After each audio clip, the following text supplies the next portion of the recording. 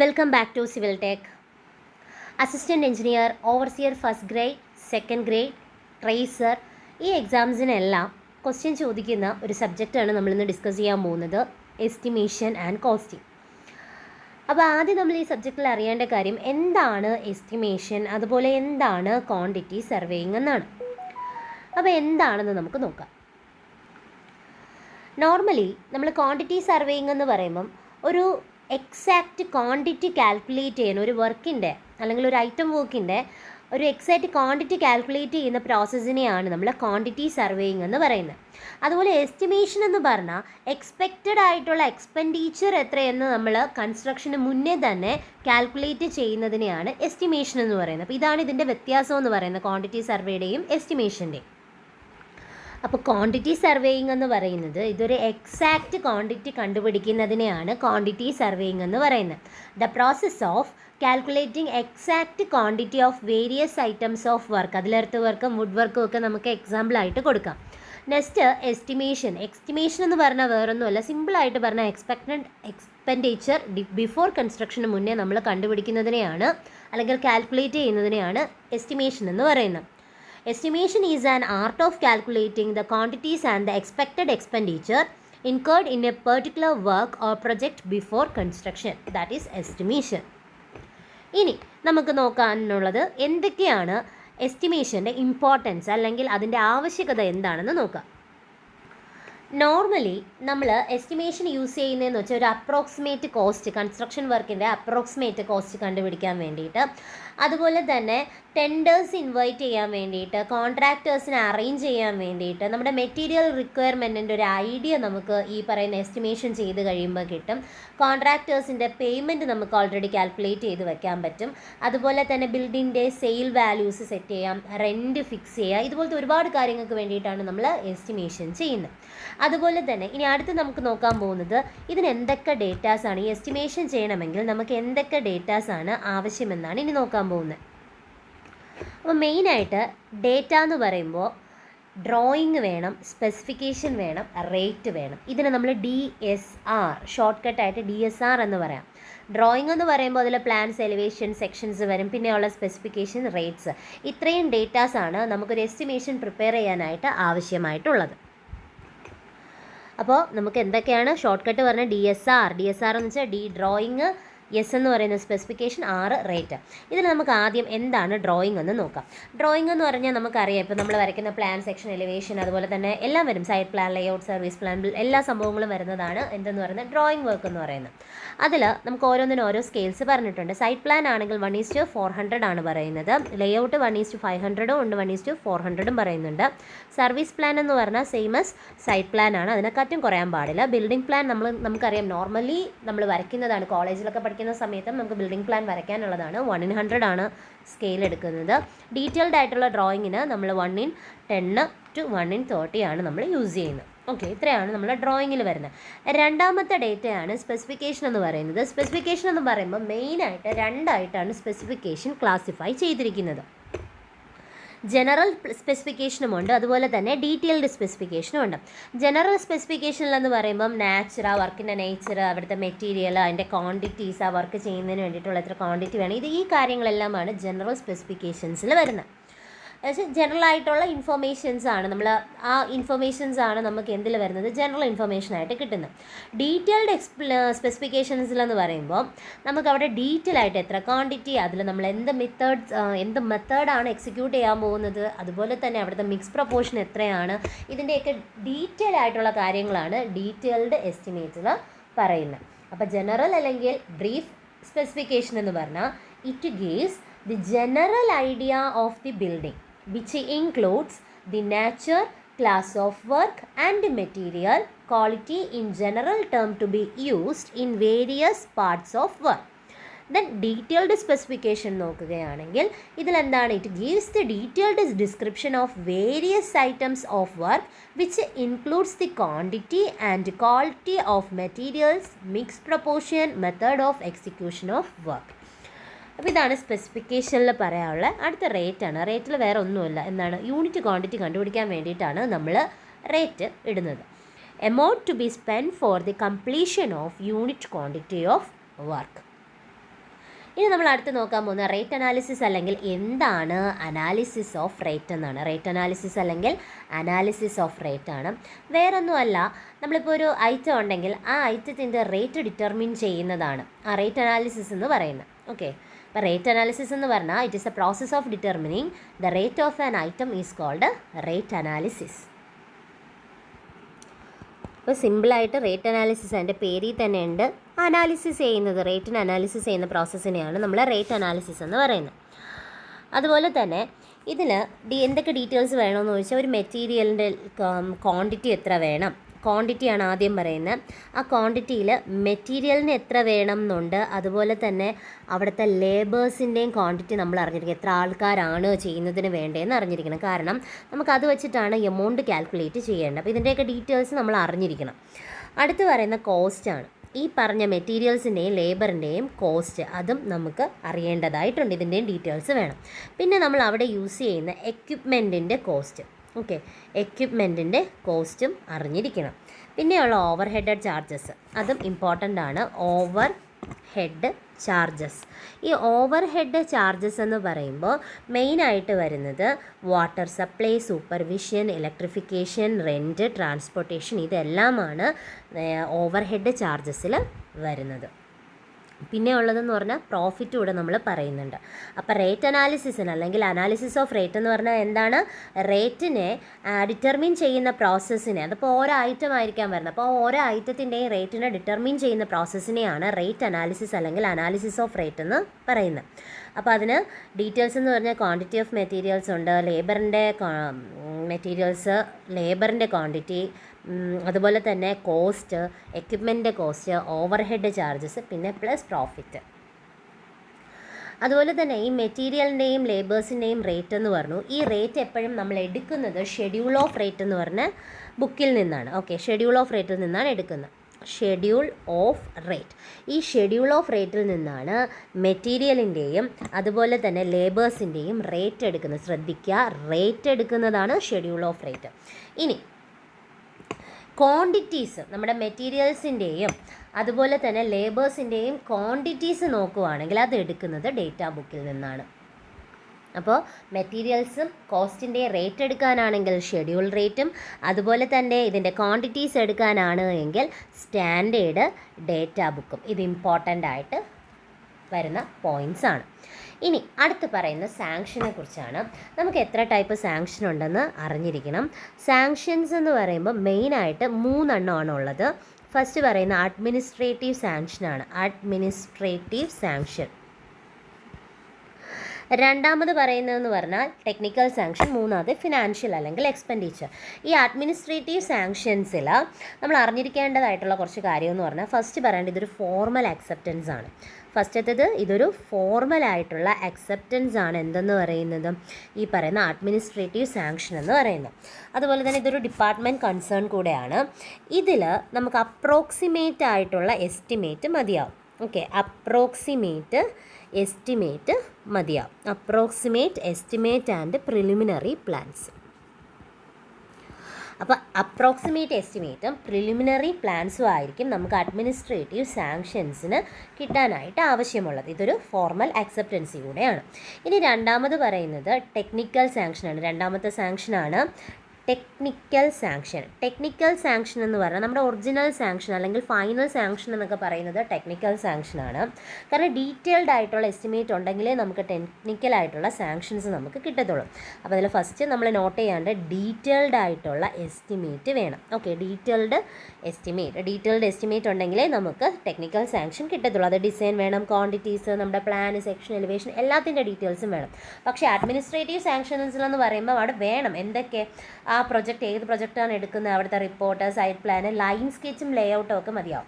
പക്ഷേ technical sanction എടുക്കുന്ന സമയത്ത് നമുക്ക് കറക്റ്റായിട്ടുള്ള ഡ്രോയിങ്ങും പ്ലാൻ, സെക്ഷൻ, എലിവേഷൻ എല്ലാ ഡീറ്റെയിൽസും നമുക്ക് ടെക്നിക്കൽ സാങ്ഷനിൽ ആവശ്യമായിട്ട് വരും. അടുത്ത് പറയുന്ന മൂന്നാമത്തെ ഫിനാൻഷ്യലാണ് അല്ലെങ്കിൽ എക്സ്പെൻഡിച്ചർ. ഫിനാൻഷ്യൽ അല്ലെങ്കിൽ എക്സ്പെൻഡിച്ചറാണ് വരുന്നത്. Okay, expenditure sanction. ഫിനാൻഷ്യൽ അല്ലെങ്കിൽ എക്സ്പെൻഡിച്ചർ സാങ്ഷൻ എന്ന് പറയുമ്പം ഒരു സ്പെസിഫിക് വർക്ക്, ആ സ്പെസിഫിക് വർക്കിന് വേണ്ടിയിട്ടുള്ള ഫണ്ട് അല്ലെങ്കിൽ മണി അലോട്ട് ചെയ്ത് കിട്ടുന്നതാണ് ഫിനാൻഷ്യൽ അല്ലെങ്കിൽ എക്സ്പെൻഡിച്ചർ സാങ്ഷൻ എന്ന് പറയുന്നത്. നോർമലി അത് ഫിനാൻഷ്യൽ ഡിപ്പാർട്ട്മെൻറ്റിൽ നിന്നായിരിക്കും കിട്ടുന്നത്. ഓക്കെ, അപ്പോൾ നമ്മൾ ഇതുവരെ നോക്കിയെന്ന് വെച്ചാൽ ഫസ്റ്റ് ക്വാണ്ടിറ്റി സർവേ എന്താണെന്ന് പറഞ്ഞു, ദെൻ എസ്റ്റിമേഷൻ, അതിൻ്റെ ആവശ്യകത, പിന്നെ അവിടുത്തെ ഡേറ്റയൊക്കെ പ്രീവിയസ് ഇയർ സ്ഥിരം ചോദിക്കുന്നതാണ്, പിന്നെയുള്ള ഡ്രോയിങ് ഡേറ്റയിൽ വരുന്നതാണ് ഡ്രോയിങ്, സ്പെസിഫിക്കേഷൻ, റേറ്റ്, അത് മൂന്നും നമ്മൾ പറഞ്ഞു. അതുപോലെ തന്നെ ഇപ്പം നമ്മൾ പറഞ്ഞ റേറ്റ് അനാലിസിസ് അല്ലെങ്കിൽ analysis of rate, then sanctions. Okay, ഇനി അടുത്ത് പറയുന്നതെന്ന് വെച്ചാൽ എസ്റ്റിമേറ്റിൻ്റെ ടൈപ്സിനെ കുറിച്ചാണ്. എന്തൊക്കെ ടൈപ്പ് എസ്റ്റിമേറ്റ് ആണ് ഉള്ളത്? അപ്പോൾ ടൈപ്പ് ഓഫ് എസ്റ്റിമേറ്റിൽ ഫസ്റ്റ് പറയുന്ന പ്രിലിമിനറി എസ്റ്റിമേറ്റ് ആണ്, രണ്ടാമത്തെ detailed estimate.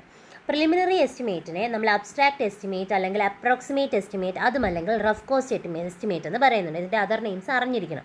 Detailed എസ്റ്റിമേറ്റിനെ item rate estimate എന്നൂടെ പറയുന്നുണ്ട്. പ്രിലിമിനറി എസ്റ്റിമേറ്റ് എന്ന് പറയുമ്പോൾ നമ്മൾ അപ്രോക്സിമേറ്റ് ആയിട്ടുള്ള വാല്യൂസ് ആയിരിക്കും അവിടെ എടുക്കുന്നത്. എസ്റ്റിമേഷൻ എന്ന് പറയുന്നത് അപ്രോക്സിമേറ്റ്ലി ആയിരിക്കും എടുക്കുന്നത്. Separately the approximate cost of all important items of work, that is preliminary estimate. അവിടെ സൈറ്റ് പ്ലാനും ലേഔട്ട് പ്ലാനും എല്ലാം നമ്മുടെ പ്രിലിമിനറി വർക്കിൽ വരുന്നത് തന്നെയാണ്. അതുപോലെ തന്നെ പ്രിലിമിനറി വർക്ക് എടുക്കുന്ന സമയത്ത് നമ്മൾ ഒരു പോയിന്റ് അറിഞ്ഞിരിക്കണം. പ്രിലിമിനറി വർക്കിലുള്ള കണ്ടിജൻസീസ് എന്ന് പറയുന്ന കണ്ടിജൻസീസ് വേറൊന്നുമില്ല, അൺഎക്സ്പെക്റ്റഡ് ആയിട്ടൊരു വർക്ക് വരികയാണെങ്കിൽ അതിന് വേണ്ടിയിട്ട് നമ്മൾ കുറച്ച് കാശ് ആദ്യമേ തന്നെ എസ്റ്റിമേറ്റ് ഇട്ട് വെച്ചേക്കാം. സോ അങ്ങനെ പ്രിലിമിനറി എസ്റ്റിമേറ്റിലുള്ള കണ്ടിജൻസീസ് വരുന്നത് 5 to 10% ആണ്. അത് ഇമ്പോർട്ടൻ്റ് ആണ്. 5 to 10% നമുക്ക് നോർമലും കൂടുതൽ ചോദിക്കുന്ന ഡീറ്റെയിൽഡ് ആണ്. അപ്പോൾ പ്രിലിമിനറി വർക്കിൻ്റെ എടുത്ത് ചോദിക്കുകയാണെങ്കിൽ കണ്ടിജൻസീസ് 5 to 10% ആണ് വരുന്നത്. ഇനി ഈ പ്രിലിമിനറി എസ്റ്റിമേറ്റ് തന്നെ മെയിൻലി ക്ലാസിഫൈഡ് ഇൻറ്റു 4 ടൈപ്സ്. അത് ഏതൊക്കെയാണെന്ന് നോക്കാം. യൂണിറ്റ് ബേസ് എസ്റ്റിമേറ്റ് അല്ലെങ്കിൽ service unit estimate, plinth area estimate, cubical content estimate, approximate quantity estimate. ഇതിൽ യൂണിറ്റ് ബേസ് എസ്റ്റിമേറ്റ് എന്തെന്ന് പറഞ്ഞാൽ, ഈ യൂണിറ്റ് ബേസ് എസ്റ്റിമേറ്റിൻ്റെ ടോട്ടൽ കോസ്റ്റ് ഓഫ് കൺസ്ട്രക്ഷൻ കണ്ടുപിടിക്കാൻ വേണ്ടിയിട്ട് നമ്പർ ഓഫ് യൂണിറ്റ്സ് എടുക്കുക. യൂണിറ്റ്സ് എന്ന് പറയുമ്പോൾ ഇപ്പോൾ ഹോസ്പിറ്റലാണ് തന്നിരിക്കുന്നതെങ്കിൽ അവിടുത്തെ ബെഡ് എത്ര എണ്ണം ഉണ്ടെന്ന് നോക്കാം. ദെൻ അവിടുത്തെ ആ ഒരു റേറ്റ്, അതിൻ്റെ ഒരു യൂണിറ്റ് റേറ്റ് എടുക്കുക. അത് ഇൻറ്റു ചെയ്താൽ മതി, നമുക്ക് യൂണിറ്റ് ബേസ് എസ്റ്റിമേറ്റ് കിട്ടും. ഇപ്പോൾ സ്കൂളാണ് എടുക്കുന്നതെങ്കിൽ ആ പെർ ക്ലാസ് എത്രയെന്ന് നോക്കാം, അതേ ബൈ അതിൻ്റെ യൂണിറ്റ് റേറ്റ് നോക്കിയാൽ മതി. തിയേറ്റർ ആണെങ്കിൽ സീറ്റ് ബേസ് ചെയ്തൊക്കെ നോക്കിയാൽ മതി.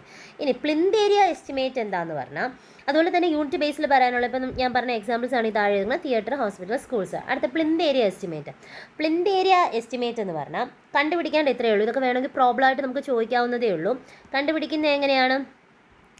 ടോട്ടൽ കോസ്റ്റ് ഓഫ് കൺസ്ട്രക്ഷൻ എന്ന് പറയുന്നത് ടോട്ടൽ പ്ലിന്ത് ഏരിയ എത്രയാണെന്ന് നോക്കാം. എന്നിട്ട് ആ പ്ലിന്ത് ഏരിയയുടെ റേറ്റ്, അവിടുത്തെ ആ പ്ലിന്ത് ഏരിയയുടെ റേറ്റ് കാണുമല്ലോ, അത് ഇൻറ്റു ചെയ്ത് കഴിഞ്ഞാൽ നമുക്ക് എന്ത് കിട്ടും? ടോട്ടൽ കോസ്റ്റ് ഓഫ് കൺസ്ട്രക്ഷൻ കിട്ടും. Total cost of construction is equal to എങ്ങനെയാണ് വരുന്നത്? Total plinth area into plinth area rate. പക്ഷേ പ്ലിന്ത് ഏരിയയ്ക്ക് ഒരു പ്രോബ്ലം എന്താണെന്ന് വെച്ചാൽ, നമ്മൾ എടുക്കുന്ന പ്രിലിമിനറി എസ്റ്റിമേറ്റിൽ ഏറ്റവും ലീസ്റ്റ് ആയിട്ടുള്ള ആക്യുറേസി ഉള്ളത് ഏതാണെന്ന് ചോദിച്ചാൽ അത് പ്ലിന്ത് ഏരിയ എസ്റ്റിമേറ്റ് ആണ്. കാരണം അവിടെ ഹൈറ്റ് നമ്മൾ കൺസിഡർ ചെയ്യുന്നില്ല, ജസ്റ്റ് ആ പ്ലിന്ത് ഏരിയ മാത്രമേ, ഏരിയ ബേസ് ചെയ്ത് മാത്രമേ പറയുന്നുള്ളൂ. അതുകൊണ്ട് തന്നെ ഇത് ഏറ്റവും കുറച്ച് ആക്യുറസി ഉള്ളത് ഏതാണെന്ന് ചോദിച്ചാൽ അതിന് ആൻസർ പ്ലിന്ത് ഏരിയ എസ്റ്റിമേറ്റ് ആണ്. ഇത് ചോദിച്ചിട്ടുമുണ്ട്. അടുത്ത് പറയുന്ന ക്യൂബിക്കൽ കണ്ടന്റ് എസ്റ്റിമേറ്റ് ആണ്. ക്യൂബിക്കൽ കണ്ടന്റിൻ്റെ ടോട്ടൽ കോസ്റ്റ് ഓഫ് കൺസ്ട്രക്ഷൻ കണ്ടുപിടിക്കണമെങ്കിൽ ആ ബിൽഡിങ്ങിൻ്റെ ടോട്ടൽ വോളിയം എടുക്കാം. ഓക്കെ, ബിൽഡിങ്ങിൻ്റെ ടോട്ടൽ വോളിയം എടുക്കുക. ആ വോളിയം ഇൻറ്റു ആ ക്യൂബിക് റേറ്റ് ചെയ്താൽ മതി, നമുക്ക് ടോട്ടൽ കോസ്റ്റ് ഓഫ് കൺസ്ട്രക്ഷൻ കിട്ടും. അതുപോലെ മൾട്ടി സ്റ്റോറി ബിൽഡിങ്സിലൊക്കെ നമ്മൾ കൂടുതലും യൂസ് ചെയ്യുന്നത് ക്യൂബിക്കൽ കണ്ടന്റ് എസ്റ്റിമേറ്റ് ആണ്. ലാസ്റ്റ് പറയുന്ന അപ്രോക്സിമേറ്റ് ക്വാണ്ടിറ്റി എസ്റ്റിമേറ്റ് ആണ്. അപ്രോക്സിമേറ്റ് ക്വാണ്ടിറ്റി എസ്റ്റിമേറ്റ് നമ്മൾ എപ്പോഴും വാളിൻ്റെ ലെങ്തിനെ ബേസ് ചെയ്തിട്ടാണ് എടുക്കുന്നത്. അപ്പോൾ വാളിൻ്റെ ലെങ്തിനെ ബേസ് ചെയ്ത് എടുക്കുന്നതുകൊണ്ട് തന്നെ ഈ പ്രിലിമിനറിയിൽ അത്യാവശ്യം ഒരു ആക്യുറേറ്റഡ് ആയിട്ടുള്ളൊരു മെത്തേഡ് ഏതാണെന്ന് ചോദിച്ചാൽ അത് അപ്രോക്സിമേറ്റ് ക്വാണ്ടിറ്റി മെത്തേഡാണ്. അതെന്ന് പറഞ്ഞാൽ വാൾ എടുക്കുന്നുണ്ട്. അപ്പോൾ നമ്മളവിടെ എസ്റ്റിമേറ്റ് എങ്ങനെയാണ് എടുക്കുന്നതെന്ന് ചോദിച്ചാൽ ടോട്ടൽ ലെങ്ത് ഓഫ് വാൾ എടുക്കും, എന്നിട്ട് അതിൻ്റെ റേറ്റ് ഇടും. ആ വാളിൻ്റെ റണ്ണിങ് മീറ്ററിലുള്ള വാളിൻ്റെ തന്നെ റേറ്റ് ഇട്ടാണ് നമ്മൾ അപ്രോക്സിമേറ്റ് ക്വാണ്ടിറ്റി എസ്റ്റിമേറ്റ് ചെയ്യുന്നത്. അപ്പോൾ ഇതിൽ 2 ക്വസ്റ്റ്യൻസ് നമുക്ക് പ്രതീക്ഷിക്കാം. ബാക്കി പ്രോബ്ലമായിട്ടും ക്വസ്റ്റ്യൻസ് ചോദിക്കാം. ഒരെണ്ണം സ്ഥിരം പ്രീവിയസ് കാണുന്നൊരു ക്വസ്റ്റ്യൻ ലീസ്റ്റ് ആക്യുറേറ്റ് ഏതാണ്, പിന്നെ ഉള്ളത് മോസ്റ്റ് ആക്യുറേറ്റ്. ബാക്കി നിങ്ങൾക്ക് വേണമെങ്കിൽ പ്രോബ്ലം ആയിട്ടൊക്കെ ചോദിക്കാൻ പറ്റുന്ന ക്വസ്റ്റ്യനാണ്. പ്ലിന്ത് ഏരിയയുടെയും ചോദിക്കാം, ക്യൂബിക്കൽ കണ്ടന്റിൻ്റെയൊക്കെ പ്രോബ്ലം ആയിട്ട് ഈസി ആയിട്ട് ചോദിക്കാൻ പറ്റുന്നതാണ്. ഓക്കെ, അപ്പോൾ ഇത്രയാണ് പ്രിലിമിനറി എസ്റ്റിമേറ്റിൽ പറയാനുള്ളത്. അടുത്ത് നമ്മൾ ഡീറ്റെയിൽഡ് എസ്റ്റിമേറ്റിൽ പോവുകയാണ്. ഡീറ്റെയിൽഡ് എസ്റ്റിമേറ്റിൻ്റെ ഫസ്റ്റ് തന്നിരിക്കുന്ന പോയിൻറ്റ്സ് പ്രീവിയസ് ക്വസ്റ്റ്യൻ ആണ്. മോസ്റ്റ് റിലയബിൾ അല്ലെങ്കിൽ ആക്യുറേറ്റ് എസ്റ്റിമേറ്റ് ഏതെന്ന് ചോദിച്ചാൽ അത് ഡീറ്റെയിൽഡ് എസ്റ്റിമേറ്റ് ആണ്. ഡീറ്റെയിൽഡ് എസ്റ്റിമേറ്റിൻ്റെ വേറൊരു പേരൂടെ നമ്മൾ പറഞ്ഞിട്ടുണ്ടായിരുന്നു, ഐറ്റം റേറ്റ് എസ്റ്റിമേറ്റ്. ഇനി ഡീറ്റെയിൽഡ് എസ്റ്റിമേറ്റിലോട്ട് വരുമ്പം അതിലുള്ള കണ്ടിജൻസീസിൻ്റെ വാല്യൂ നോക്കുക, 3 to 5% ആണ്. ഇതും സ്ഥിരമുള്ള ക്വസ്റ്റ്യനാണ്. നോർമലി നമ്മൾ കണ്ടിജൻസി ചോദിക്കുമ്പോൾ 3 to 5% തന്നെയാണ് എടുക്കുന്നത്. ഒന്നുകൂടെ പറയാം, കണ്ടിജൻസീസ് എന്ന് പറയുമ്പോൾ അൺഎക്സ്പെക്റ്റഡ് ആയിട്ട് വരുന്ന വർക്ക്, അതിനെയാണ് നമ്മൾ കണ്ടിജൻസീസ് എന്ന് പറയുന്നത്. ഫോർ എക്സാമ്പിൾ, നമ്മളിപ്പോൾ ഒരു ബിൽഡിംഗ് വയ്ക്കുന്ന സമയത്ത് നമ്മളൊരു വാൾ കെട്ടണമെന്നൊന്നും അവിടെ ഡിസൈഡ് ചെയ്തിട്ടില്ല. അപ്പോൾ അൺഎക്സ്പെക്റ്റഡ് ആയിട്ട് അവിടെ ഒരു വാൾ കെട്ടേണ്ടി വരുമ്പോൾ അത് അൺഎക്സ്പെക്റ്റഡ് ആണ്, നമ്മൾ പ്രതീക്ഷിക്കാതെ നമ്മുടെ ഇതിലോട്ട് വന്നൊരു വർക്കാണ്. സോ അതിനെയാണ് കണ്ടിജൻസീസ് എന്ന് പറയുന്നത്. അതാണ് 3 to 5%. ഇത് ഡീറ്റെയിൽഡ് എസ്റ്റിമേറ്റ് പ്രകാരമാണ്. ഡീറ്റെയിൽഡ് എസ്റ്റിമേറ്റ് 2 ഫോമിലാണ് നമുക്കുള്ളത്. ഒന്ന് മെഷർമെൻറ്റ് ഫോമും ഒന്ന് അബ്സ്ട്രാക്റ്റ് ഫോമും. മെഷർമെൻറ്റ് ഫോം നോക്കിക്കേ. ഈ മെഷർമെൻറ്റ് ഫോം നമ്മൾ ബിടെക്കിൽ മൊഡ്യൂൾ 3 പഠിക്കുന്ന സമയത്ത് കൂടുതലും യൂസ് ചെയ്യുന്നത് മെഷർമെൻറ്റ് ഫോമാണ്. ആ ഒരു പ്രോബ്ലം ഫസ്റ്റത്തെ ആ ഒരു സൊല്യൂഷൻ എല്ലാം സെറ്റ് ചെയ്ത് അതിൻ്റെ ക്വാണ്ടിറ്റി കണ്ടുപിടിച്ചതിന് ശേഷം പിന്നെ ചെയ്യുന്നത് അബ്സ്ട്രാക്റ്റ് ആണ്. ഈ അബ്സ്ട്രാക്റ്റിൻ്റെ ഫസ്റ്റ് 2 മൊഡ്യൂളിലും നമ്മളത് ഡിസ്കസ് ചെയ്യുന്നുണ്ട്. അപ്പോൾ മെഷർമെൻറ്റ് ഫോമും അതുപോലെ തന്നെ അബ്സ്ട്രാക്റ്റ് ഫോമും ഉണ്ട്. മെഷർമെൻറ്റ് ഫോമിൽ എന്തൊക്കെയുണ്ടെന്ന് നോക്കിക്കേ. Serial number, description, number, length, breadth, height, total quantity, then remark. അതുപോലെ അബ്സ്ട്രാക്റ്റ് ഫോം നോക്കിക്കേ. അതിലെന്തുണ്ട്? Serial number, description, quantity, unit, rate, amount. ഇനി ഇതിൽ ക്വസ്റ്റ്യൻ ചോദിക്കുന്നത് എങ്ങനെയായിരിക്കാം, നമ്മൾ ക്വാണ്ടിറ്റി കണ്ടുപിടിക്കുന്നതിന് ഇതിൽ ഏത് ഫോമാണ് യൂസ് ചെയ്യുന്നത്? ക്വാണ്ടിറ്റി കണ്ടുപിടിക്കാൻ എന്താണ്? Measurement form. അതേസമയം റേറ്റ് അല്ലെങ്കിൽ ടോട്ടൽ എമൗണ്ട് കണ്ടുപിടിക്കാൻ ഏതാണെന്ന് ചോദിച്ചാൽ അത് അബ്സ്ട്രാക്റ്റ് ഫോം ആയിരിക്കും നമ്മൾ യൂസ് ചെയ്യുന്നത്. ഇതൊന്ന് നോട്ട് ചെയ്തിട്ടേക്കാം. ഇനി അടുത്ത് പറയുന്നത് നമ്മൾ ഡീറ്റെയിൽഡ് എസ്റ്റിമേറ്റ് അല്ലേ പറയുന്നത്. ഡീറ്റെയിൽഡ് എസ്റ്റിമേറ്റിന് മെയിനായിട്ട് 4 ക്ലാസിഫൈ ചെയ്യുന്നുണ്ട്. So first of all supplementary estimate ആണ്. സപ്ലിമെൻ്ററി എസ്റ്റിമേറ്റ് എന്ന് പറഞ്ഞാൽ നമ്മൾ അഡീഷണലായിട്ട് ഒരു വർക്ക് ഇപ്പോൾ ചെയ്യുകയാണ്. അഡീഷണലായിട്ട് വർക്ക് ചെയ്യുന്നത്, എക്സാമ്പിൾ നമ്മളൊരു റീറ്റെയിനിങ് വാൾ ഇപ്പം എക്സ്ട്രാ കെട്ടുകയാണ്. അപ്പോൾ അങ്ങനെയുണ്ടെങ്കിൽ ആ അഡീഷണലായിട്ട് വർക്ക് വരുന്ന സമയത്ത് നമ്മൾ എന്ത് ചെയ്യും? വീണ്ടും അതിന് എസ്റ്റിമേറ്റ് ചെയ്യേണ്ടതായിട്ട് വരും. സോ അങ്ങനെയുള്ളതിനെയാണ് നമ്മൾ സപ്ലിമെൻ്ററി എസ്റ്റിമേറ്റ് എന്ന് പറയുന്നത്. എന്ന് വെച്ചാൽ അഡീഷണൽ വർക്കിന് വേണ്ടിയിട്ട് നമ്മൾ സപ്ലിമെൻ്റ് ആയിട്ട് ഒരു അഡീഷണൽ ആയിട്ടൊരു എസ്റ്റിമേറ്റ്, ഒറിജിനൽ വർക്കിൽ നിന്ന് മാറി ഒരു എസ്റ്റിമേറ്റ് തയ്യാറാക്കുന്നതിന് സപ്ലിമെൻ്ററി എസ്റ്റിമേറ്റ് എന്നാണ് പറയുന്നത്. ഫ്രഷ് ആയിട്ടുള്ള ഒരു ഡീറ്റെയിൽഡ് എസ്റ്റിമേറ്റ് ആയിരിക്കണം ഒറിജിനൽ എസ്റ്റിമേഷനിൽ നിന്ന് ആഡ് ഓൺ ചെയ്ത് നമ്മൾ ചെയ്യുന്നത്. അതുപോലെ തന്നെ ഈ സപ്ലിമെൻ്ററി വർക്കിൻ്റെ ക്വാണ്ടിറ്റീനെ നമുക്ക് പ്രൊഫഷണൽ ക്വാണ്ടിറ്റി എന്ന് പറയാം. ക്വാണ്ടിറ്റി ഓഫ് സപ്ലിമെൻ്ററി വർക്കിനെ പ്രൊഫഷണൽ ക്വാണ്ടിറ്റി എന്നും പറയാം. ദെൻ റിവൈസ്ഡ് എസ്റ്റിമേറ്റിൽ എന്ന് പറയുമ്പം ഇത് ഇമ്പോർട്ടൻ്റ് ആണ്. റിവൈസ്ഡ് എസ്റ്റിമേറ്റ് നമ്മളിപ്പം നോർമലി ടെക്നിക്കൽ സാങ്ഷനൊക്കെ കിട്ടിക്കഴിഞ്ഞാൽ അതിൽ നിന്ന് ചേഞ്ച് ചെയ്യാൻ പാടില്ല എന്നാണ് പറയുന്നത്. പക്ഷേ ചില സാഹചര്യങ്ങളിൽ അത് ചെയ്യാം. അതെപ്പോഴെന്നാണ് ഈ റിവൈസ്ഡ് എസ്റ്റിമേറ്റിൽ പറയുന്നത്. എസ്റ്റിമേഷൻ എപ്പം നമ്മൾ റിവൈസ് ചെയ്യുന്നു എന്ന്. അഡ്മിനിസ്ട്രേറ്റീവ് സാങ്ഷൻ 10%-നേക്കാളും എന്ന് വെച്ചാൽ നമുക്ക് അവിടെ നിന്ന് സാങ്ഷൻ കിട്ടി, ആ സാങ്ഷൻ കിട്ടിയ എമൗണ്ടിൽ നിന്ന് 10% വേരി ചെയ്യുന്നുണ്ട്. നമ്മൾ വർക്ക് ചെയ്ത് വന്നപ്പോൾ 10% കോസ്റ്റ് വേരി ചെയ്യുന്നുണ്ടെങ്കിൽ അവിടെ നമുക്ക് എന്ത് ചെയ്യാൻ പറ്റും? റിവൈസ് ചെയ്യാൻ പറ്റും എസ്റ്റിമേഷൻ. അതുപോലെ ടെക്നിക്കൽ സാങ്ഷനിൽ നിന്ന് 5% വേരിയേഷൻ ഉണ്ടെങ്കിലും റിവൈസ് ചെയ്യണം. മെറ്റീരിയലിന് ഡീവിയേഷൻ സംഭവിക്കുന്ന സമയത്തും നമ്മൾ എന്ത് ചെയ്യണം? എസ്റ്റിമേഷൻ റിവൈസ് ചെയ്യേണ്ടതായിട്ട് ഉണ്ട്. അടുത്ത് പറയുന്ന സപ്ലിമെൻ്ററി ആൻഡ് റിവൈസ്ഡ് എസ്റ്റിമേഷനാണ്. സപ്ലിമെൻ്ററി ആൻഡ് റിവൈസ്ഡ് എസ്റ്റിമേഷൻ എന്ന് പറയുമ്പോൾ നമ്മളിപ്പോൾ ഒരു വർക്ക് ചെയ്യുന്നുണ്ട്. ആ വർക്ക് ചെയ്യുന്ന സമയത്ത് പകുതി എന്നൊന്നും പറയാൻ പറ്റില്ല, കുറച്ച് ഭാഗമായപ്പോൾ ആദ്യത്തെ കുറച്ച് ദിവസം കഴിഞ്ഞപ്പോൾ തന്നെ നമ്മൾ ആ വർക്ക് നിർത്തേണ്ടതായിട്ട് വന്നു, സ്റ്റോപ്പ് ചെയ്യേണ്ടതായിട്ട് വന്നു. അപ്പോൾ അങ്ങനെയുള്ള സാഹചര്യത്തിൽ പ്രത്യേകിച്ച് ഇനി ബാക്കി റിമൈനിങ് ഒരു 95% വർക്കിന് കിടക്കുവാണെങ്കിൽ അത് വെച്ചിട്ട് നമ്മൾ എന്ത് ചെയ്യണം? പുതിയൊരു ഫ്രഷ് ആയിട്ടുള്ള ഒരു എസ്റ്റിമേഷൻ ചെയ്യണം. അതിനെയാണ് നമ്മൾ സപ്ലിമെൻ്ററി അല്ലെങ്കിൽ റിവൈസ്ഡ് എസ്റ്റിമേഷൻ എന്ന് പറയുന്നത്. അത് ശ്രദ്ധിക്കുക. റിമൈനിങ് വർക്ക് എത്രയാണ് പറഞ്ഞിരിക്കുന്നത്? 95% ആണ് പറഞ്ഞിരിക്കുന്നത്. ഇതിങ്ങനെ ക്വസ്റ്റ്യൻ ആയിട്ട് ചോദിച്ചും കണ്ടിട്ടുണ്ട്. നമ്മളവിടെ പാർഷ്യലി എന്നും കറക്റ്റ് പറയാൻ പറ്റത്തില്ല, കാരണം വെറും 5% മാത്രമേ നമ്മളവിടെ ചെയ്തിട്ടുണ്ടാവുള്ളൂ. അപ്പം ബാക്കി റിമൈനിങ് 95% ഒക്കെ ഉണ്ടെങ്കിൽ നമ്മളവിടെ സപ്ലിമെൻ്ററി അല്ലെങ്കിൽ റിവൈസ്ഡ് എസ്റ്റിമേറ്റ് ആണ് ചെയ്യേണ്ടത്. അടുത്ത് പറയുന്ന annual repair and maintenance estimate ആണ്. Annual repair and maintenance estimate എന്ന് പറയുമ്പോൾ മെയിൻ്റനൻസ് കോസ്റ്റ് ആണ് നമ്മളവിടെ കൊടുക്കുന്നത്. നമ്മൾ മെയിൻ്റനൻസ് ചെയ്യാൻ വേണ്ടിയിട്ട് ആനുവലി ചെയ്യുന്നില്ലേ, വൈറ്റ് വാഷ്, പ്ലാസ്റ്ററിങ്, പിന്നെ പേച്ച് വർക്ക് ഉണ്ടെങ്കിൽ അത്, റിപ്പയറിങ്, ഇതെല്ലാം വരുന്നത് ആനുവൽ റിപ്പയർ ആൻഡ് മെയിൻ്റനൻസ് എസ്റ്റിമേറ്റിലാണ്. അതിന് നമ്മളിപ്പോൾ ടോട്ടൽ കോസ്റ്റിൻ്റെ ഒരു 1.5% ഒക്കെ എടുത്താൽ മതി. അതിനകം അത് കൂടാൻ പാടില്ല. ഇനി ഇത് ആണ് മെയിനായിട്ട് വരുന്ന estimation.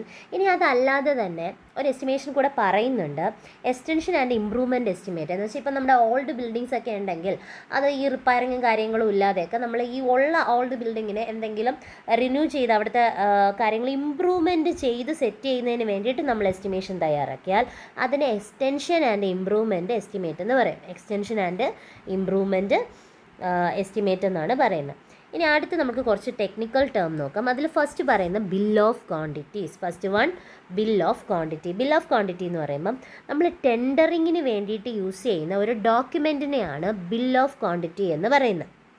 It is A document used in tendering. അതുപോലെ തന്നെ ഇതൊരു അബ്സ്ട്രാക്റ്റ് ഫോം അല്ലെങ്കിൽ ഒരു എസ്റ്റിമേറ്റഡ് ഫോം ആയിട്ടുള്ള ഒരു കോളം ബേസിസിലാണ് കാണുന്നത്. ഇതാണ് ഒരു അബ്സ്ട്രാക്ട് ഫോം അല്ലേ ഇത്. ഇതിലെന്തൊക്കെയുണ്ട്? Serial number, description, quantity, unit, rate, അതുപോലെ തന്നെ യൂണിറ്റ്, എമൗണ്ട്. ഇതിൽ റേറ്റും എമൗണ്ടും കോളം ലെഫ്റ്റ് ആയിരിക്കും. മീൻസ് ഇത് നമ്മൾ ഫില്ല് ചെയ്യത്തില്ല, എന്നുവെച്ചാൽ ബ്ലാങ്ക് ആയിട്ട് ഇട്ടിരിക്കും. റേറ്റും എമൗണ്ടും നമ്മൾ ബ്ലാങ്ക് ആയിട്ട് ഇട്ടിരിക്കുകയാണെങ്കിൽ അങ്ങനെയുള്ളതിനെയാണ് ബിൽ ഓഫ് ക്വാണ്ടിറ്റീസ് എന്ന് പറയുന്നത്. ആ ഒരു ടാബുലാർ ഫോമിനെയാണ് നമ്മൾ ബിൽ ഓഫ് ക്വാണ്ടിറ്റീസ് എന്ന് പറയുന്നത്. അപ്പോൾ ഇത് എന്തിനാണ് ബ്ലാങ്ക് ആയിട്ട് ഇട്ടിരിക്കുന്നതെന്ന് ചോദിച്ചാൽ അവിടെയാണ് എന്ത് ചെയ്യുന്നത്, നമ്മുടെ കോൺട്രാക്ടേഴ്സ് ഫില്ല് ചെയ്ത് കൊട്ടേഷൻ വിളിക്കുന്നത്. ഓക്കെ, ഫില്ല് ചെയ്തൊക്കെ കഴിയുമ്പോൾ അതിന് കൊട്ടേഷൻ എന്നുള്ള രീതിയിലാവും. അപ്പോൾ ഇത് ഈ ഒരു ഫോമിന് ബിൽ ഓഫ് ക്വാണ്ടിറ്റീസ് നമ്മൾ ടെൻഡറിങ്ങിന് വേണ്ടിയിട്ടാണ് യൂസ് ചെയ്യുന്നത്.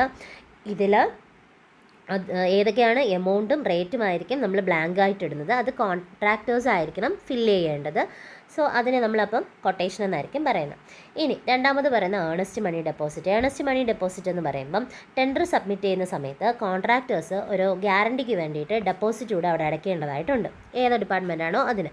അപ്പോൾ അതിന് മെയിനായിട്ട് നമ്മൾ 2% ആണ് അടയ്ക്കേണ്ടത്. ഏണസ്റ്റ് മണി ഡെപ്പോസിറ്റ് അല്ലെങ്കിൽ ഇതിനെ EMD, അതും നോക്കി വെക്കുക. EMD എന്ന് ചോദിച്ചാൽ ഏണസ്റ്റ് മണി ഡെപ്പോസിറ്റ് 2% ആണ് അടയ്ക്കേണ്ടത്.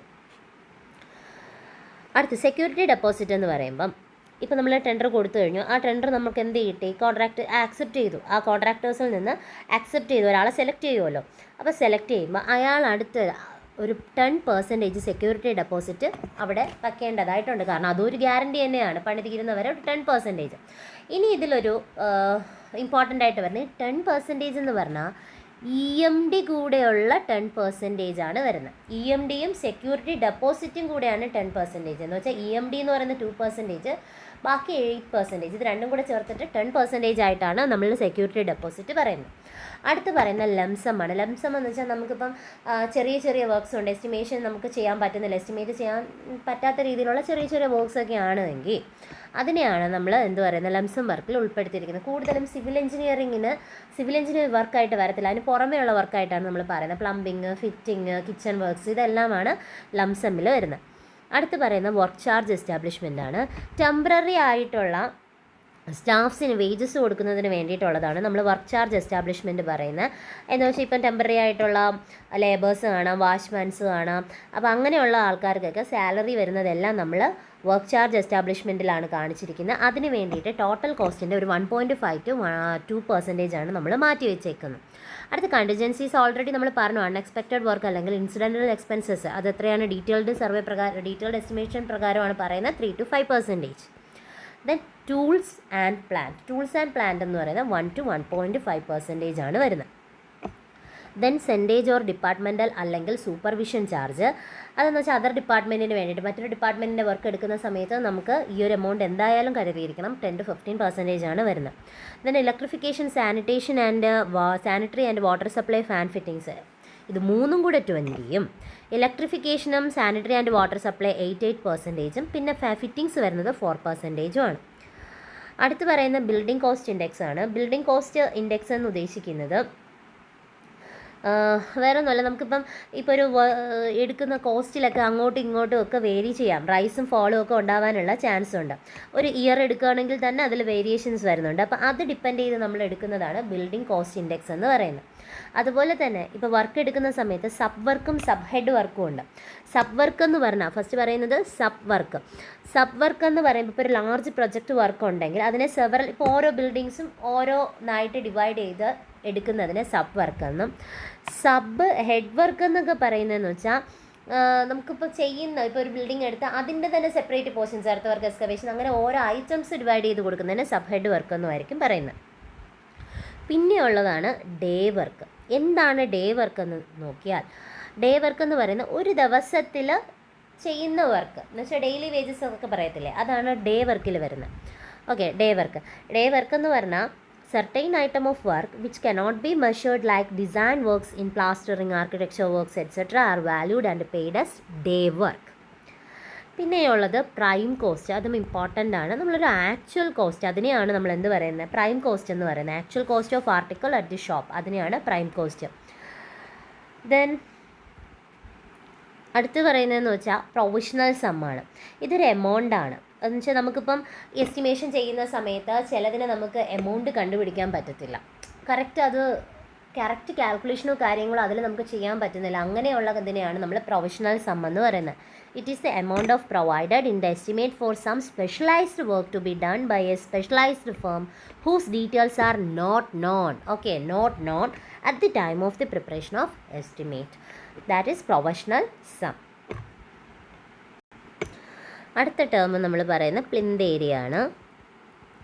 പ്ലിന്ത് ഏരിയ വളരെയധികം ഇമ്പോർട്ടൻ്റ് ആണ്. പ്ലിന്ത് ഏരിയ എന്ന് പറയുന്നത്, പ്ലിന്ത് ഏരിയ എങ്ങനെയായിരിക്കും വരുന്നത്? ഇതൊരു built up covered area of building ആണ്. അതുപോലെ തന്നെ ഇതിൽ വോൾ ഇൻക്ലൂഡഡ് ആണ്. ശ്രദ്ധിക്കുക, വോൾ ഇൻക്ലൂഡഡ് ആണ്. അതുപോലെ ഇതിൽ എന്തൊക്കെ പോർഷൻസ് ഇൻക്ലൂഡ് ചെയ്യത്തില്ല, അതാണ് നമുക്ക് ഏറ്റവും ഇമ്പോർട്ടൻ്റ് എന്ന് പറയുന്നത്. ഫസ്റ്റ് ഓഫ് ഓൾ, ഒരു കോർട്ട് യാർഡ് ഉണ്ടെങ്കിൽ നടുമുറ്റം എന്നൊക്കെ പറയും, അത് നമ്മൾ ഇൻക്ലൂഡ് ചെയ്യത്തില്ല. ഓപ്പൺ ഏരിയാസ്, അത് എല്ലാം ഏകദേശം ആ കോർട്ട് യാർഡ് ഓപ്പൺ ഏരിയാസൊക്കെ ഒന്ന് തന്നെയാണ്, പക്ഷെ പല പേരിലൊക്കെ ചോദിക്കാം. ദെൻ ബാൽക്കണീസ് ഉണ്ടെങ്കിൽ അതുണ്ട്.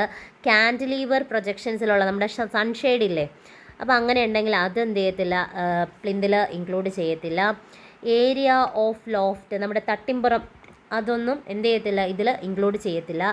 അതുപോലെ തന്നെ കാർ പോർച്ച് പറയുമ്പോൾ ക്യാൻഡിലിവർ ബേസ് ചെയ്ത് വരുന്ന കാർ പോർച്ചസ് ഇതിൽ ഇൻക്ലൂഡ് ചെയ്തില്ല. ക്യാൻഡിലിവർ എന്ന് പറഞ്ഞാൽ 1 end is fixed and other end is free ആണ്. ഒരു എൻഡിൽ ഫിക്സ്ഡ് ആയിട്ടിരിക്കും, മറ്റേ എൻഡ് എന്ത് ചെയ്യും, പ്രൊജക്റ്റ് ചെയ്തിരിക്കും. നമ്മളെ സൺഷെയ്ഡോ അങ്ങനെയല്ലേ ഇരിക്കുന്നത്. അതുപോലെ സാനിറ്റേഷൻ ഫിറ്റിങ്സിൽ ഇൻറ്റേർണൽ ഷാഫ്റ്റിൻ്റെയൊക്കെ സൈസ് ഒരു 2 meter² മുകളിലാണെങ്കിൽ അതും നമ്മൾ എന്ത് ചെയ്യത്തില്ല, പ്ലിന്ത് ഏരിയയിൽ ഇൻക്ലൂഡ് ചെയ്യത്തില്ല. ഓക്കെ, ഇത്രയും നമ്മളൊന്ന് അറിഞ്ഞിരിക്കണം പ്ലിന്ത് ഏരിയയിൽ. അടുത്ത് ഫ്ലോർ ഏരിയ. എന്താണ് ഫ്ലോർ ഏരിയ നോക്കാം. ഫ്ലോർ ഏരിയ എന്ന് പറയുമ്പോൾ മെയിനായിട്ട് അറിയാം, നമ്മുടെ പ്ലിന്ത് ഏരിയയിൽ നിന്ന് വോള് കുറച്ച് കഴിഞ്ഞാൽ നമുക്ക് എന്ത് കിട്ടും, ഫ്ലോർ ഏരിയ കിട്ടും. ഓക്കെ, പ്ലിന്ത് ഏരിയയിൽ നിന്ന് ഇപ്പം നമുക്ക് പ്ലിന്ത് നമ്മൾ പറഞ്ഞു എന്താണ് വോൾ ഇവിടെ ചേർക്കുന്നത്, അപ്പോൾ പ്ലിന്തിൻ്റെ ഏരിയയിൽ നിന്ന് വോളിൻ്റെ തിക്നെസ് കുറച്ചാൽ മതിയാവും, നമുക്ക് എന്ത് കിട്ടും, ഫ്ലോർ ഏരിയ കിട്ടും. അതുപോലെ തന്നെ ഫ്ലോർ ഏരിയയിൽ വോൾസ്, പിലാസ്റ്റേഴ്സ്, അതുപോലെ ഈ ഇൻ്റർമീഡിയറ്റ് ആയിട്ട് സർഫസ് ആയിട്ട് വരുന്ന എല്ലാം തന്നെ നമ്മൾ എന്ത് ചെയ്യും, അത് ഒഴിവാക്കിയിട്ടാണ് ചെയ്യുന്നത്. അത് നമ്മളൊന്ന് അറിഞ്ഞിരിക്കണം. അതുപോലെ തന്നെ നമ്മുടെ ഡോറിൻ്റെ സില്ലൊക്കെ വരികയാണെങ്കിൽ, അതുപോലെ ഓപ്പണിംഗ് വരുന്ന പോർഷനുമൊക്കെ നമ്മൾ എന്ത് ചെയ്തില്ല, ഫ്ലോർ ഏരിയയിൽ കൺസിഡർ ചെയ്യാറില്ല. അതുപോലെ തന്നെ 2 ടേമിൻ്റെ ഫുൾ ഇതുകൂടെ അറിഞ്ഞിരിക്കണേ, FSIയും FSR. FSI എന്ന് വെച്ചാൽ ഫ്ലോർ സ്പേസ് ഇൻഡെക്സും, FAR എന്ന് പറഞ്ഞാൽ ഫ്ലോർ ഏരിയ റേഷ്യോ. FAR ആണ്. FAR എന്ന് വെച്ചാൽ ഫ്ലോർ ഏരിയ റേഷ്യോ. ഇതെന്ന് പറയുമ്പം ബിൽട്ടപ്പ് കവേർഡ് ഏരിയയുടെയും ബൈ പ്ലോട്ട് ഏരിയയുടെ ratio. It is the ratio between built up area into plot area. ഇതിനെയാണ് നമ്മൾ എന്തെന്ന് പറയുന്നത്, FSI അല്ലെങ്കിൽ FAR എന്ന് പറയുന്നത്. ഇത് പണ്ടത്തെ കോഡ് ബുക്കിൽ നോക്കിയാൽ FAR ആയിരുന്നു, ഇപ്പോഴാണത് FSI ആയി മാറിയത്. മെയിനായിട്ട് ഇമ്പോർട്ടൻ്റ് ആയിട്ടുള്ള ടേംസ് ഇത്രയാണ്. ഇനി ഇതിൽ തന്നെ 1-2 ടേംസ് കൂടെ പറയാനുണ്ട്, അത് വിട്ടുപോയതാണ്. സർക്കുലേഷൻ ഏരിയ വരുമ്പം ഹൊറിസോണ്ടൽ സർക്കുലേഷൻ ഏരിയ ഉണ്ട്, വെർട്ടിക്കൽ സർക്കുലേഷൻ ഏരിയ ഉണ്ട്. സർക്കുലേഷൻ ഏരിയ എന്ന് പറഞ്ഞാൽ അറിയായിരിക്കും, കാരണം എന്താണ്, നമ്മൾ സർക്കുലേറ്റ് ചെയ്യാൻ പറ്റുന്ന ഏരിയ എല്ലാം സർക്കുലേഷൻ ഏരിയ എന്നാണ് പറയുന്നത്. അതിൽ ഹൊറിസോണ്ടൽ സർക്കുലേഷൻ ഏരിയ എന്ന് പറയുമ്പോഴത്തേക്ക് ഹൊറിസോണ്ടലി നമ്മൾ സർക്കുലേറ്റ് ചെയ്യുന്നത്. വെർട്ടിക്കൽ എന്ന് വെച്ചാൽ വെർട്ടിക്കൽ ബേസ്, നമ്മുടെ സ്റ്റെയർ, ലിഫ്റ്റൊക്കെ ഉണ്ടെങ്കിൽ അതൊക്കെ എക്സാമ്പിളായിട്ട് നമുക്ക് പറയാം. ഇതിൽ നമ്മൾ നോക്കേണ്ട ഒരു കാര്യം എന്ന് പറഞ്ഞാൽ, ഹൊറിസോണ്ടൽ സർക്കുലേഷൻ ഏരിയ എടുക്കുകയാണെങ്കിൽ അവിടെ പ്ലിന്ത് ഏരിയയുടെ എത്ര % ആയിരിക്കും ഹൊറിസോണ്ടൽ സർക്കുലേഷൻ ഏരിയ എന്നറിയണം. ഒരു 10 to 15% ആണ് ഹൊറിസോണ്ടൽ സർക്കുലേഷൻ ഏരിയ. എന്തിൻ്റെ, പ്ലിന്ത് ഏരിയയുടെയാണ്. Okay, 10 to 50% of plinth area ആണ് വരുന്നത്. അതേസമയം വെർട്ടിക്കൽ സർക്കുലേഷൻ ഏരിയ നോക്കുകയാണെങ്കിൽ, അതെന്ന് പറയുന്നത് 4 to 5% ഓഫ് പ്ലിന്ത് ഏരിയ ആണ് വരുന്നത്. ഇതും പ്രീവിയസ് ചോദിച്ചിട്ടുള്ള ക്വസ്റ്റ്യനാണ്. ഇതേ സെയിം സാധനം തന്നെ നമ്മൾ ബിൽഡിംഗ് ബൈലാസിലും ഒക്കെ പറയുന്നുണ്ട്. പിന്നെ ഇതിലൊരു ടേം കൂടെ പറയാനുണ്ട്, കാർപ്പറ്റ് ഏരിയ അല്ലെങ്കിൽ ലയബിൾ അല്ലെങ്കിൽ ലിറ്റബിൾ ഏരിയ, അതും അല്ലെങ്കിൽ യൂസബിൾ ഏരിയ എന്ന് പറയാം. എന്ന് വെച്ചാൽ നമുക്കിപ്പം സിമ്പിളായിട്ട് പറഞ്ഞാൽ മനസ്സിലാക്കുക ഇത്രയേ ഉള്ളൂ. കാർപ്പറ്റ് ഇടാൻ പറ്റുന്ന ഏരിയ എല്ലാം നമ്മൾ കാർപ്പറ്റ് ഏരിയ എന്നാണ് പറയുന്നത്. ഇതിൽ എന്തൊക്കെ പോയിൻറ്റ്സ് ഇൻക്ലൂഡ് ചെയ്യത്തില്ല എന്നുള്ളത് ഇമ്പോർട്ടൻ്റ് ആണ്. സാനിറ്ററി അക്കോമഡേഷൻ വരുന്ന ബാത്റൂംസ്, വാട്ടർ ക്ലോസറ്റ് ഒക്കെ വരുന്ന സ്ഥലത്ത് നമുക്ക് കാർപ്പറ്റ് ഇടാൻ പറ്റത്തില്ലല്ലോ, അപ്പോൾ അത് കാർപ്പറ്റ് ഏരിയ ആയിട്ട് നമ്മൾ കൂട്ടുന്നുമില്ല. അതുപോലെ വരാന്ത ഇല്ല, corridors, kitchen, entrance hall, porches, staircase, shaft or lift, passage, store room, ഇതെല്ലാം തന്നെ എന്തിലാണ് വരുന്നത്, എക്സ്ക്ലൂഡ് ചെയ്യുന്ന, കാർപ്പറ്റ് ഏരിയയിൽ നിന്ന് നമ്മൾ എക്സ്ക്ലൂഡ് ചെയ്യുന്ന പോർഷൻസ് ആണ്. അതുപോലെ തന്നെ നമ്മളിപ്പോൾ ഓഫീസ് ബിൽഡിംഗ് ഒക്കെ എടുക്കുകയാണെങ്കിൽ ഓഫീസ് ബിൽഡിങ്ങിൽ എടുക്കുമ്പോൾ ഇതിൻ്റെ കാർപ്പറ്റ് ഏരിയ എന്ന് പറയുന്നത്, ശ്രദ്ധിക്കുക, ഞാൻ പറയുന്ന കാർപ്പറ്റ് ഏരിയ ആണ്. അപ്പോൾ office building 60 to 75% of plinth area എന്ന് പറയുന്നത് കാർപ്പറ്റ് ഏരിയ ആണ്. റെസിഡൻഷ്യൽ ബിൽഡിങ്ങിൽ 50 to 60% ഓഫ് പ്ലിന്ത് ഏരിയ എന്ന് പറയുന്നത് കാർപ്പറ്റ് ഏരിയ ആണ്. ഇത്രയും കൂടെ ഒന്ന് അറിഞ്ഞിരിക്കുക. ഇനി ഇതിൽ നമുക്ക് നോക്കാനുള്ള കുറച്ച് യൂണിറ്റ്സ് ആണ്, മെഷറിംഗ് യൂണിറ്റ്സ്, അതുപോലെ സ്റ്റാൻഡേർഡ് യൂണിറ്റ്സ് എന്ന് പറഞ്ഞിട്ട് കുറച്ച് അധികം ഐറ്റംസ് നമുക്ക് നോക്കാനുണ്ട്. പിന്നെ ഉള്ളത് റേറ്റ് അനാലിസിസിൻ്റെ പോർഷൻസ് ആണ് വരുന്നത്. റേറ്റ് അനാലിസിസ് കഴിഞ്ഞ് കഴിഞ്ഞാൽ പിന്നെ ഒരു പെയിൻറ്റിങ് കോഎഫിഷ്യൻ്റ് വരുന്നുണ്ട്. അപ്പോൾ ഇതിത്രയാണ് അത്യാവശ്യം കാണാതെ പഠിക്കാനുള്ള പോർഷനായിട്ട് ഇതിൽ വരുന്നത്. പിന്നെയുള്ളത് ചെറിയൊരു കാൽക്കുലേഷനും കാര്യങ്ങളുമാണ്. അത് നമുക്ക് അടുത്ത വീഡിയോയിൽ ഡിസ്കസ് ചെയ്യാം.